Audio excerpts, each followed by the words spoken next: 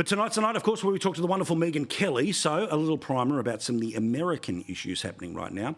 Pete Hegseth is a man who has served his country in the military.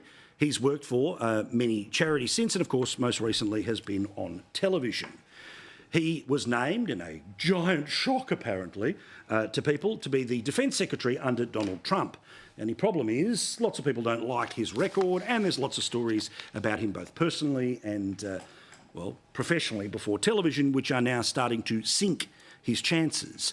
He doesn't exactly look like a guy who is being embraced by the Senate. He looks like he's a naughty boy who's kind of working out that he's not going to be able to play with the cool kids. So, if he does not get confirmed, which seems to be a bit likely, there's going to be a slam dunk choice. Apparently, according to the great people of the Wall Street Journal, Ron DeSantis might be the person who will replace. He, of course, served in the Navy. I think he was a JAG lawyer, was he not? Well, that, of course, would mean that he would have to leave the Governor of Florida position. Now, watch this for a little bit of musical chairs. You see, if he goes up to the federal government, then his Lieutenant Governor, basically the second in charge, would be promoted to become the Governor for the rest of the term.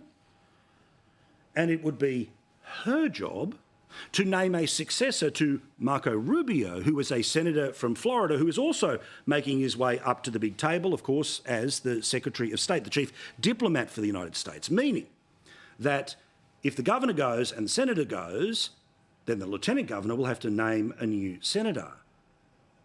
And that's where Lara Trump comes in.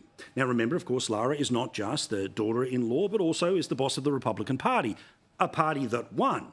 She's a proud Floridian. And, of course, you saw that great interview with her and Erin Molan, available now, YouTube and at skynews.com.au. So that's the primer of the musical chairs which might be happening in and around Florida. Megyn Kelly loves Florida, but she doesn't live there, and we'll have her on the show a bit later tonight. And, yeah. Oh, and the ugly tan curtains behind her that really did make it look like something out of the USSR. It was like, have they captured her? Is she? Where is she? Is it Hawaii or is it Moscow? I can't quite tell. I know now I've got to that stage in my fat guy physique, my dad bod, that when I laugh, giggle, giggle, giggle, jiggle, jiggle, jiggle, she's the reason we're in HD. You can just split screen.